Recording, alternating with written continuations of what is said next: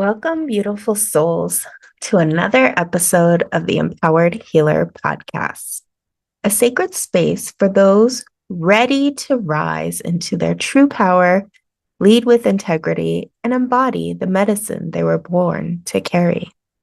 I'm Songbird Grandmother, and today we're diving into a topic every spiritual leader will face at some point: when the path feels completely unclear.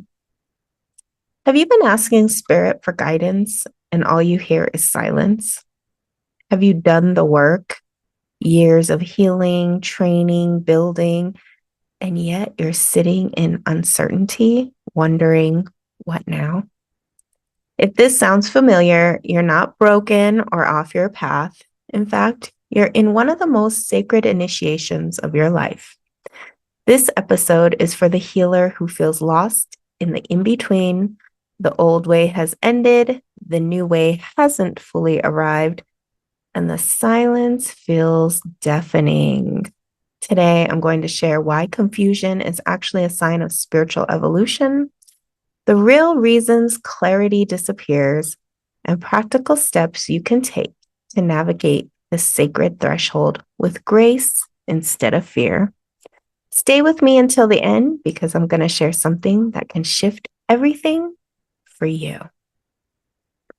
So welcome. Here we go into episode 12 of the Empowered Healer Podcast. And this is really a sticky icky. And I know for many of you out there who are in this sacred transition, in the sacred moment of initiation, this can be super frustrating. So we're just going to take a nice deep breath in and out, and we're going to dive into one of those sticky, icky situations. One of the main lessons that we each come in to really overcome and master: confusion and doubt. So take a nice deep breath in and out, get some water, get your pen and paper, and let's just dive right in. So why spiritual confusion happens?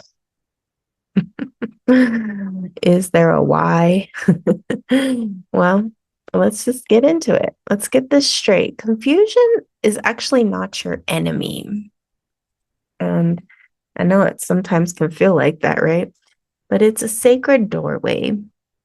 It oftentimes leads you to certainty and clarity. Spirit often removes clarity because the old way of doing things has ended. And I always liken it to the floor underneath you being temporarily removed because there's a new floor coming in, a new foundation, a new upgrade. But you have to get rid of that old clanky floor first. You might be feeling called to something new, but the path isn't visible yet. And this space of the in-between is a very powerful spiritual initiation. I know in the spiritual new age, they call it from going from the third dimension to the fourth dimension to the fifth dimension.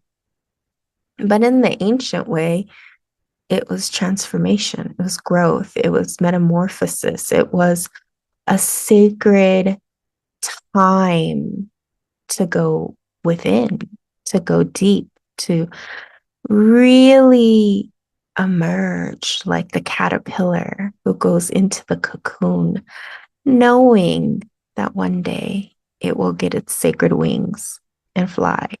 But before it gets its wings and flies, it essentially goes through a massive death.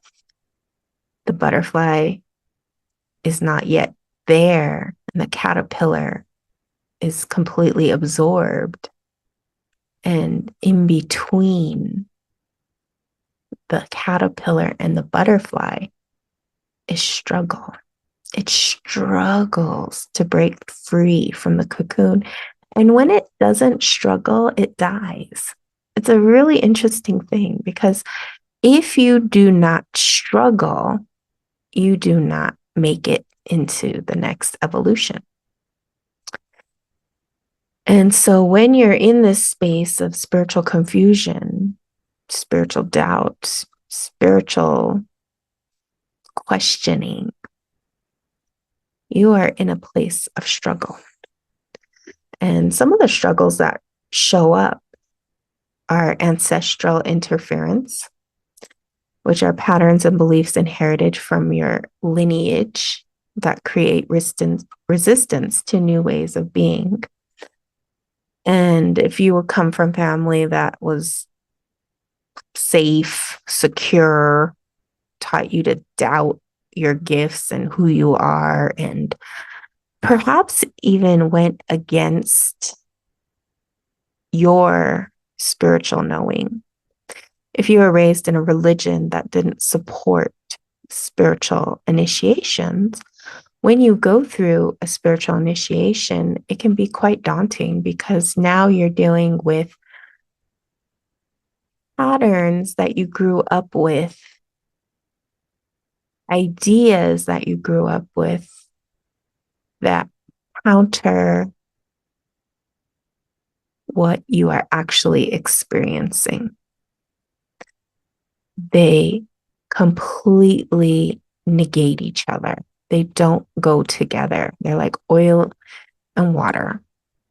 And that can be very confusing because if you have religious ideologies that you grew up with that are completely different than what you are spiritually evolving into, you will have massive confusion, doubt, and mistrust because you are clinging to safety because that is a safe path versus stepping into the unknown, the great mystery.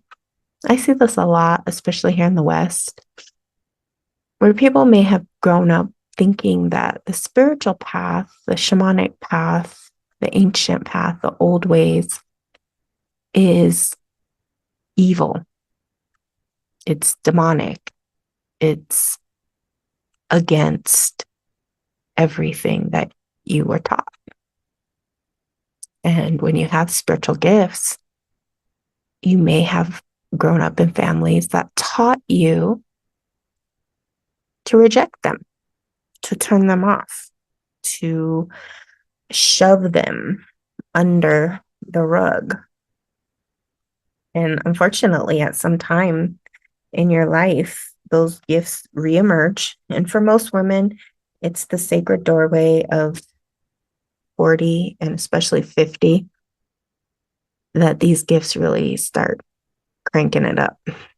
And the dream world will definitely start activating your empathic abilities, your spiritual gifts, which can be anything from prophecy to seeing to knowing to feeling to hearing to smelling, you name it. When you're connecting to spirit, it comes through the senses. And at some point, you can shove all you want, but at some point, they reemerge and they wake up and they want to be seen, heard, and expressed.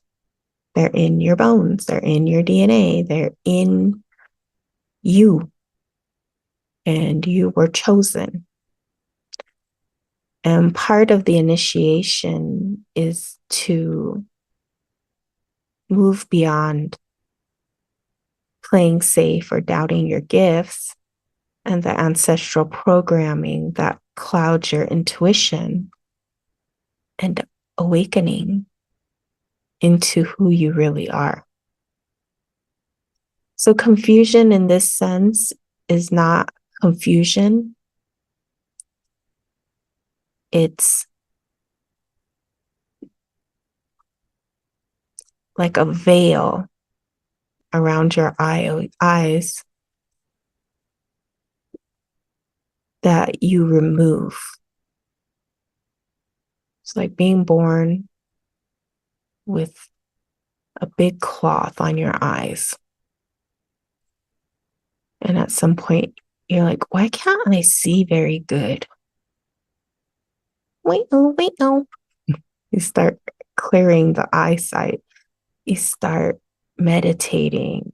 You start praying in a different way, not the please Jesus help me, but the real prayer of connection, of deep reverence, of activating what we call the third eye, that pineal gland, and not being afraid of it, but awakening it and diving in and removing that veil that's there from years of religion, fear, scarcity, lack. There's a lot to this. Another reason why confusion happens is there's energetic clutter. And this is energy that's not yours. You might be carrying your mother, your father, your grandma, your grandpa, your boss, your brother, your sister, your cousin, the whole world. You might be carrying energy that isn't yours, old fears, doubts. Here's a big one. Other people's expectations. And they muddy your inner knowing. They muddy the waters. They muddy what you know to be true in your heart. And then there becomes the tug.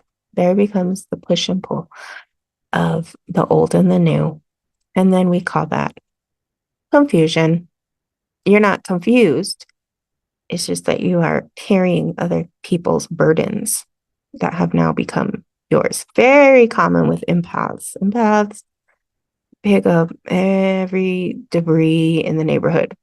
If there's a slight wind in the air, the empath will catch it.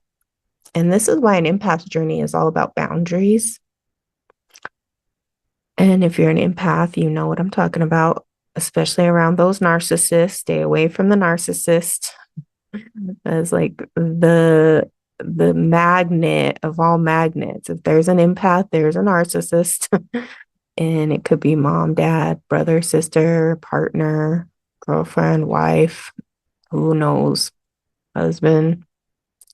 It can be a lot of different people. And when you're an empath, you are their food.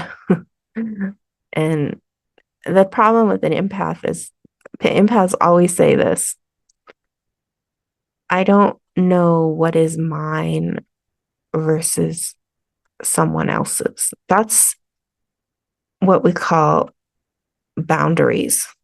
Because if you don't know who you are, you can't know what you do.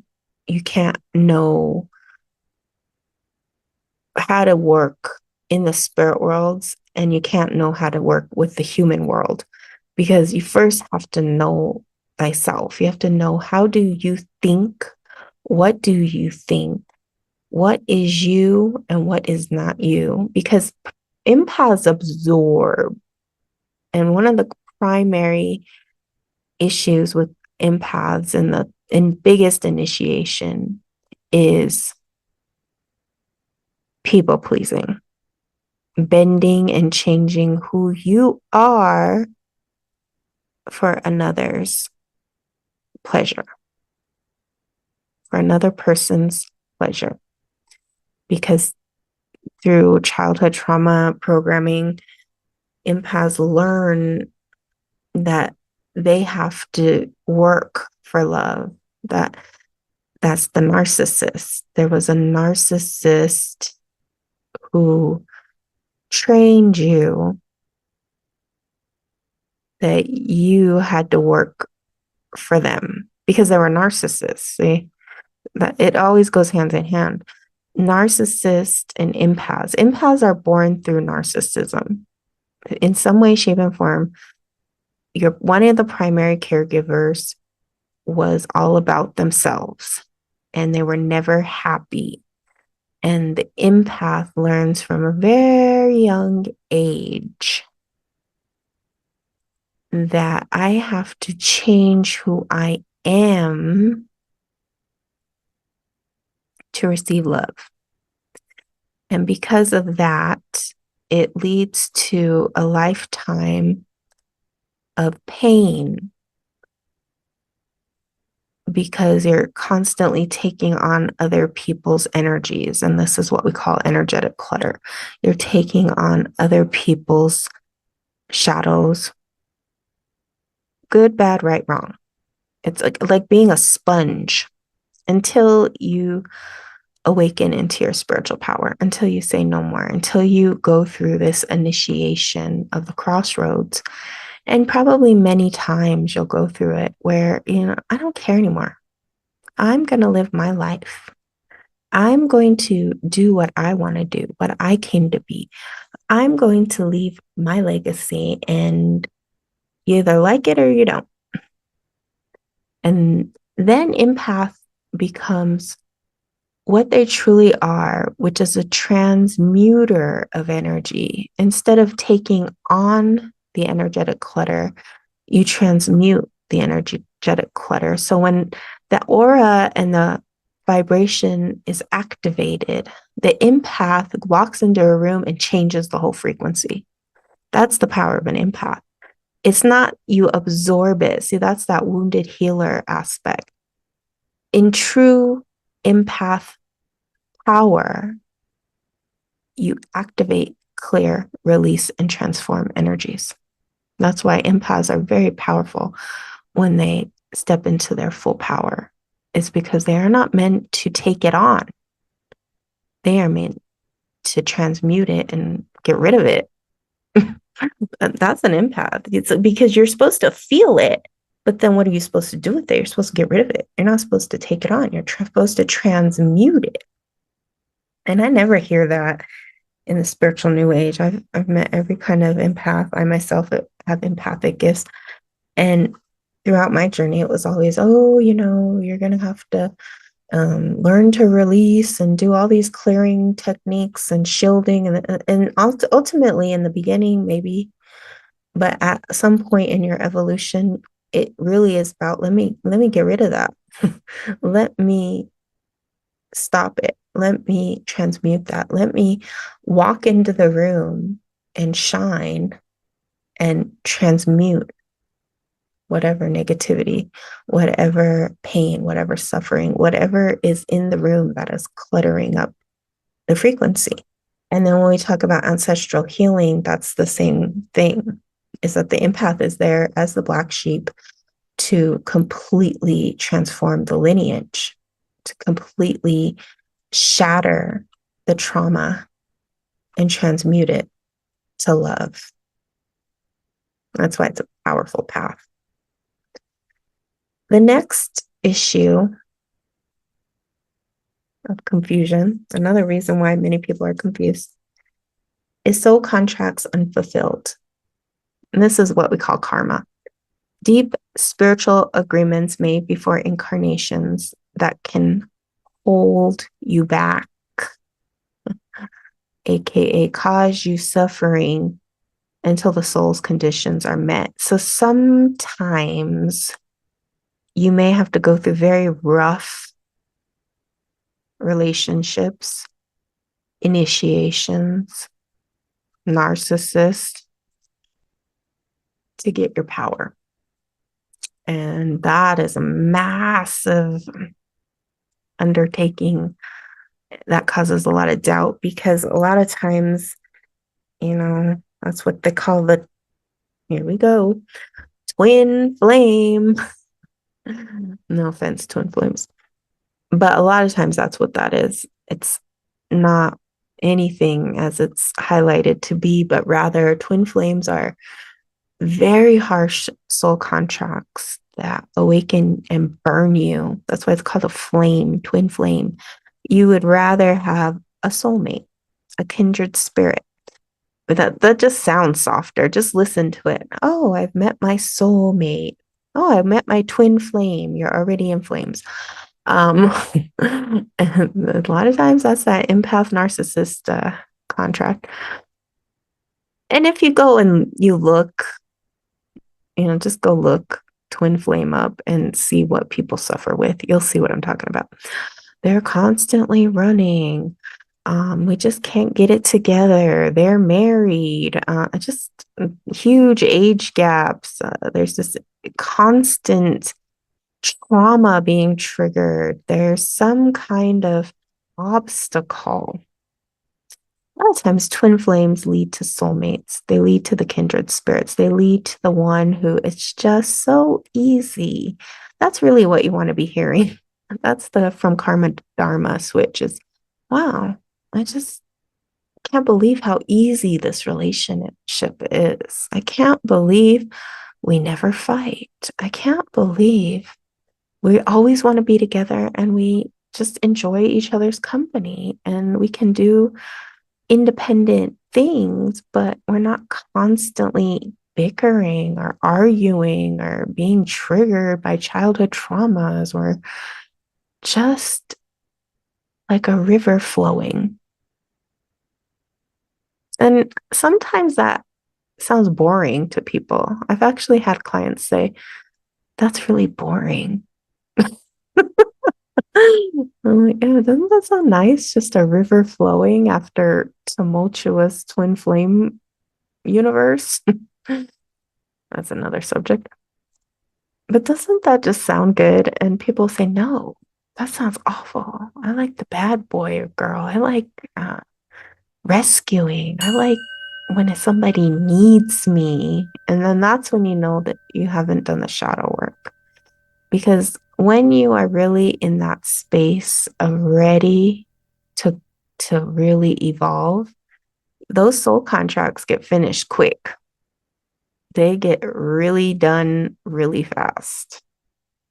And it's because your soul is quickening you into that next chapter, out of this crossroads into the next road. So, the symptoms you're in spiritual transition is you have a clear vision, but no motivation to move towards it. And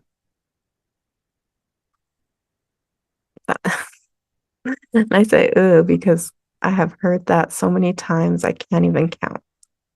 People come and they say all the time, I know I'm supposed to help people. I know I have this psychic gift. I know I can feel and understand people. I'm very intuitive, but I just don't want to do anything.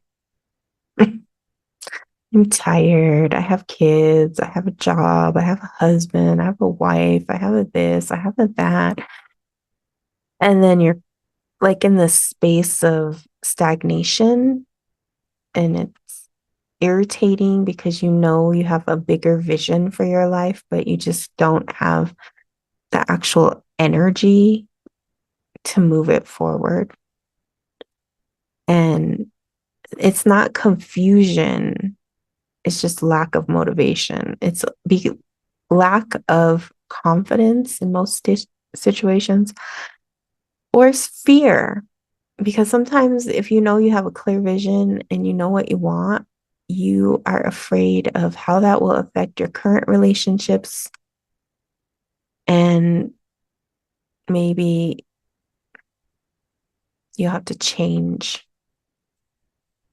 You have to change things. You might have to change your job. You might have to change the person you're married to. You might have to change your physical location.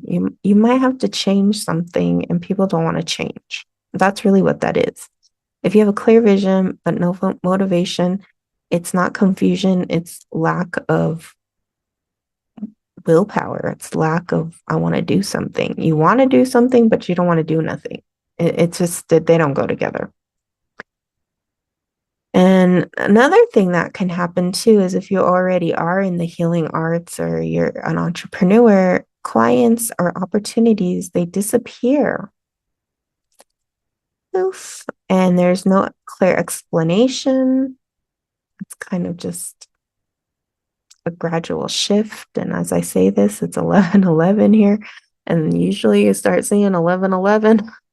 But you'll just kind of have something in the air shift to where either you don't want to see these types of clients or opportunities anymore, or spirit will just say, well, we're going to take this time to rebrand, to rethink, to redo, to go on a meditation retreat, to do something because the old isn't working. Whatever you're doing, you're about to change it. So we'll just change it for you. And that's usually how spirit works.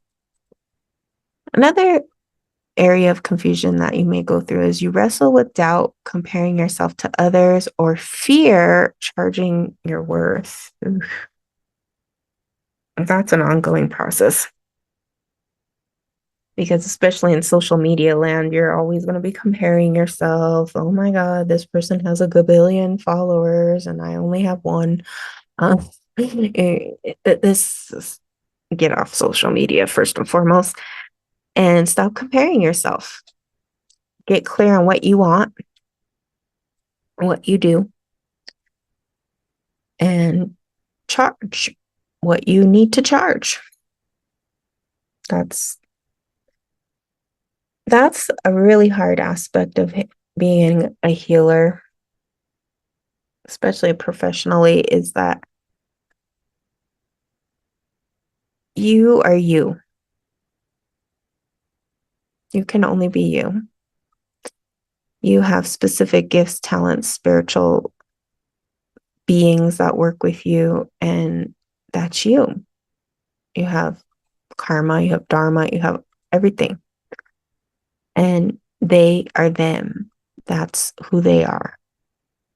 That's what they do. And you can only follow your spirit. You cannot follow somebody else's spirit. And then what that leads to, especially empaths, is constantly changing your worth to go from $100 to $5. I've seen it happen. And then changing the way you look, changing the way you dress, changing your everything, but ending up actually in a worse situation than had you just stuck to who you are and shined. And another thing that can happen when you're in sacred confusion is you feel like you're losing connection with your gifts. Your gifts may be upgrading or changing, shifting. You may have more stress in your life. You may not be taking good care of yourself. You may be taking on too many clients sometimes. But if you feel like you're losing connection with your gifts, it's worth it to take time off and go within, go on a sacred retreat, and take time to really sort through what it is that you're going through. And spirit will always tell you what's going on. You'll get it. You'll know. Oh, maybe I need to drink more water. Oh, maybe sometimes it's something simple. And sometimes it's more deep and profound, like you're recalibrating that, and I know when I was younger, when I first really started doing this work professionally, my gift was very different. It was very different. It was more about the mundane, like a classic psychic, I would say. It was very much like if you came to me, you were going to get the very classic psychic reading. It was, let's go into your job, let's go into money, let's go into health, let's go into career, let's go into the basics of everyday life, right? And sometimes it was like I could literally read what the person was thinking in that moment. It was that concentrated. And it was really great because the people that came at that time needed that. But as I started to grow and evolve and deepen my spiritual path and go into ceremony and see the spirit world in a different light and with more deep reverence and connection, I didn't want to do those types of readings. I really just, it became very boring for me to just sit there and say, yes, Sally, Joe is cheating. And, this. I mean, those types of readings just like got to me because that's so surface level. Moving beyond, yes, Joe is cheating to, well, this is what the lesson is.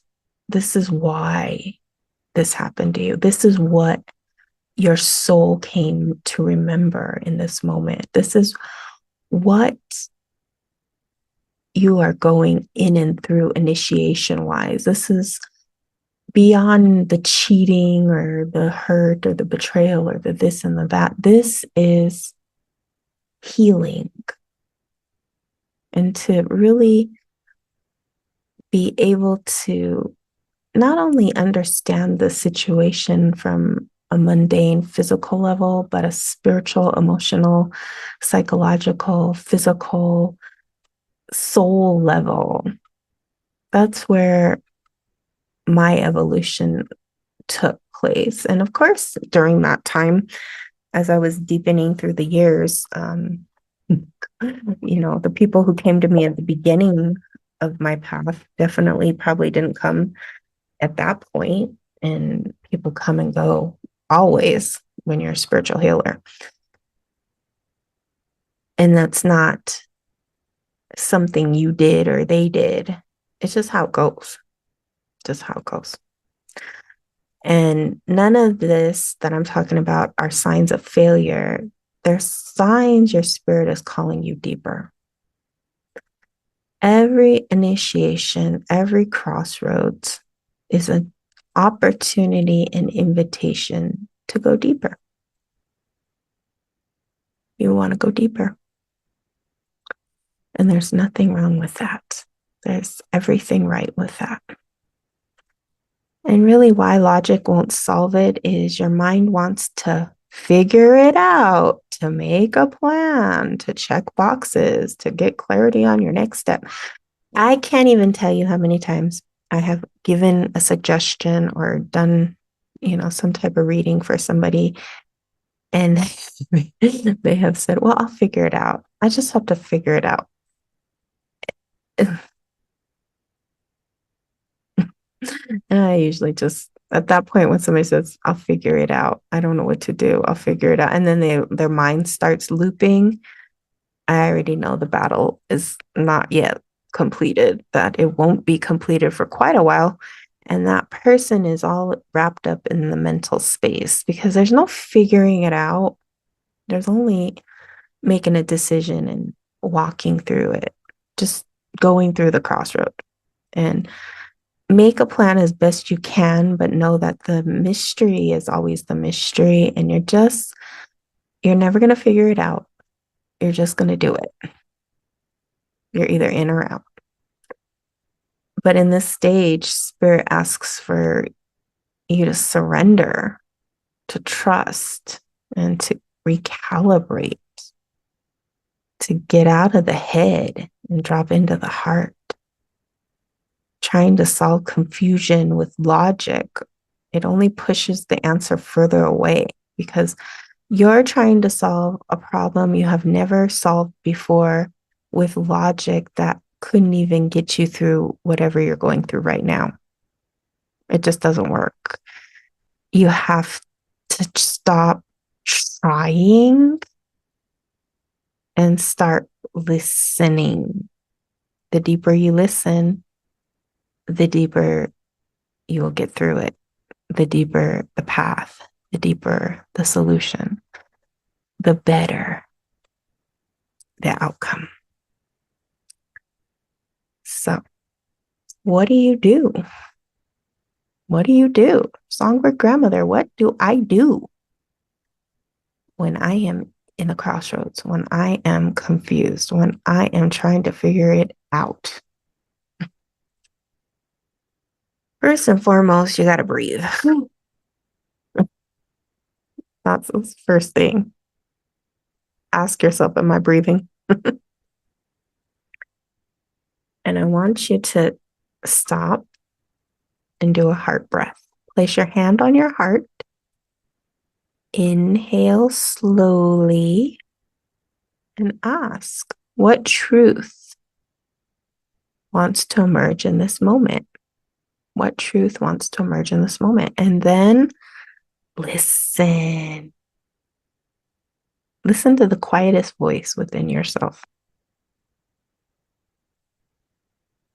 The next thing is to give yourself a sacred stop. Stop. Stop.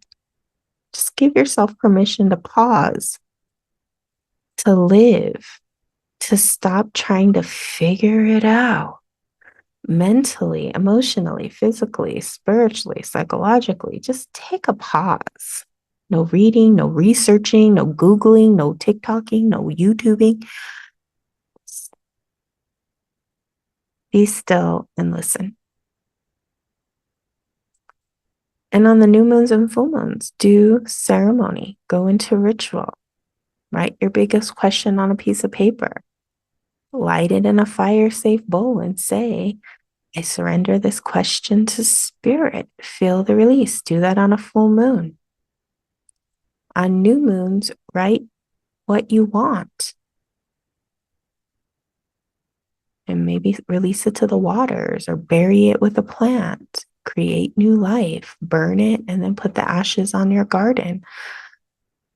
Create rituals, create moments to connect to spirit. Go back to the ancient cycles of the moon